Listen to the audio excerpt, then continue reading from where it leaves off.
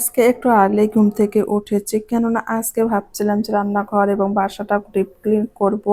অনেকদিন ধরে deep clean করতে চাচ্ছিলাম, কিন্তু করা হচ্ছিল না ছেলের পরীক্ষার কারণে। এখন যেহেতু পরীক্ষা শেষ, আজকে রান্নাঘরটা পরিষ্কার করে নেব। সো হ্যালো এভরিওয়ান, আসসালামু আলাইকুম। আমি মাইমুন আক্তার স্মৃতি। আজকে খুব আর্লি ঘুম থেকে উঠেছি, এখন প্রায় কিন্তু 6টা বাজে। ঘুম থেকে ওঠার সঙ্গে সঙ্গে আমার তো একটু ক্ষুধা লেগেছে, কি খাবো বুঝতেই পারছে না। এরপর একটা ড্রাগন কেটে নিলাম।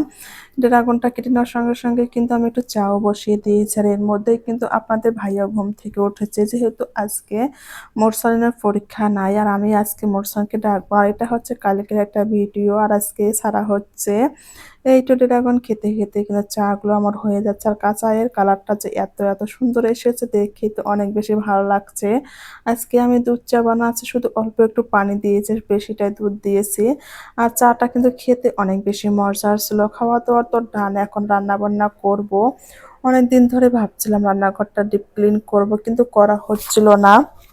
ভাবছিলাম আজকে করব, যেহেতু আজকে মোরসালিনের পরীক্ষা নেই, সেই জন্য কিন্তু ঝটপট রান্না বান্না করছে। এখানে কিছুটা সবজি এবং কিছুটা আলু কেটে নিয়েছি। আমাদের সৈয়দপুরে কিন্তু কচুরমুখীকে সবজি বলে, এটাকে কিন্তু অনেক জায়গায় কচুরমুখীও বলে থাকে। এই তো এখন আমি এগুলো ভাপিয়েও নিয়েছি, আর এদিকে কিন্তু আমার মাছগুলো ভেজে নেওয়া হয়ে গেছে, আর দুটো ডিমও কিন্তু এর মধ্যে সিদ্ধ করে নিয়েছি।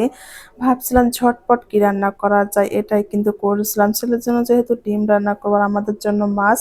আর রান্নাঘরটা কিন্তু ডিপ ক্লিন করার পর আর সেভাবে রান্না বান্না করতে ইচ্ছে করবে না। আর আমি যেদিন রান্নাঘর ডিপ ক্লিন করি, আমাদের তো বেশি ভালো লাগে যে না রান্না করতে ইচ্ছেই করে না। রান্নাঘর ডিপ ক্লিন করবো, তার সঙ্গে কিন্তু আমার বাসার যে ফ্যানগুলো, এগুলো ময়লা হয়ে গিয়েছে। ভাবছিলাম ফ্যানগুলো পরিষ্কার করে নেব। এই কাজগুলো করতে করতে কিন্তু অনেকটাই সময় চলে যাবে, রান্না বান্না করা কিন্তু অনেকটাই লেট হয়ে যাবে। সেই জন্য কিন্তু আমি সকালবেলা রান্নাটা শুরু করে দিয়েছি। যদিও ছুটির দিনগুলোতে আমরা কিন্তু একটু লেট করে ঘুম থেকে উঠি, কিন্তু আজকে একটু তাড়াতাড়ি ঘুম থেকে উঠেই রান্না বান্না করছিলাম। আমরা মেয়েরা কিন্তু সবসময় সংসার সাজাতে অনেক বেশি ভালোবাসে, আর আমাদের মেয়েদের কিন্তু বেশিরভাগ সময়ে রান্নাঘরে কেটে যায়। আমরা যতই পড়াশোনা করি না কেন, যতই বড় জব করি না কেন, আমাদের কিন্তু রান্নাঘরে আসতেই হবে। যেহেতু আমাদের সবার আগে একটা ফ্যামিলি আছে, তাদের ইচ্ছে মতো তাদেরকে খুশি করতে কিন্তু কিছু না কিছু আমাদের রান্না করে খাওয়াতেই হবে। এই তো আমি কিন্তু সবজি এবং আলুটা সুন্দর করে কষিয়ে নিয়েছি, এর মধ্যেই পানি দিয়ে দিচ্ছি। এখন আমি মাছগুলো কিন্তু দিয়ে দিতে পারি। এখান থেকে আমি কিছুটা তরকারি উঠিয়ে রেখেছি, আর ডিম রান্না করেছে, সেগুলো দিয়ে মোরসালান কিন্তু খাওয়া দাওয়াটা কমপ্লিট করে নেবে। এর মধ্যে মনে হলো যে ফ্রিজে কিছু ঢেঁড়স ছিল, সেগুলো ভাজি করে নেব। ভাবছিলাম আজকে ঢেঁড়সের কয়েকটা আলু দেবো। আমি কিন্তু আলু খেতে তেমন পছন্দ করি না, কিন্তু আজকে আমার আলুর ভাজি খেতে অনেক বেশি ইচ্ছে করছিল, সেই জন্য কিন্তু কয়েকটা আলু শুধু দিয়েছি ঢেঁড়সের মধ্যে। তারপর খেতে যে এত বেশি মজার হয়েছে সেটা তো বুঝতেই পারিনি। রান্না বান্না কমপ্লিট করেছি, এর মধ্যে ছেলেও ঘুম থেকে উঠেছে, ওকে কিন্তু আমি নাস্তা করে দিয়েছি। আর আজকে একটু মোরসালিন ওর বাবার সঙ্গে বাহিরে যাবে। কিছুদিন ধরে কিন্তু ওর কিছু কেনার ছিল, যাওয়ার জন্য এত বেশি ব্যস্ত হয়ে গিয়েছিল। যেহেতু ছোট মানুষ, ওর কিন্তু এটা সেটা লাগে, খেলনা থেকে শুরু করে সব কিছুই। ওরা যেহেতু যাবে, আর আমি কিন্তু বাসাটা সম্পূর্ণ পরিষ্কার করে নেব।